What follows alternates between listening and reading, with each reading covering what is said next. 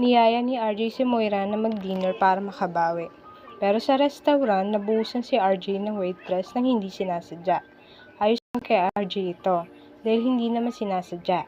Pero nang magpaalam siya para gumamit ng banyo, narinig niya si Moira na galit sa waitress. Pinayuhan ni Giselle si Dr. Lindo na kailangan niya din subukang patawarin sa sarili. Dahil siguradong hindi matutuwa si Emily na nakikita nagkakaganito si Dr. Lindon. Kinausap na ni Dr. Lindon si Annalyn sa kanyang pinagdadaanan.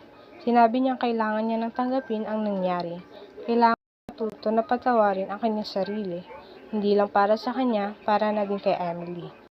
Sagot naman ni Annalyn kay Dr. Lindon, kailangan man nito, I got you. Tumawag naman ang pinagbentahan ni Josa ng cellphone. Sinabing na-unlock na nito ang cellphone. Mukhang hindi nga talaga ito kay Cromwell. Kasi ang wallpaper ay isang lalaki at dalawang dalaga. Nagtungo si RJ sa East Street at kausapin ang kanyang ate.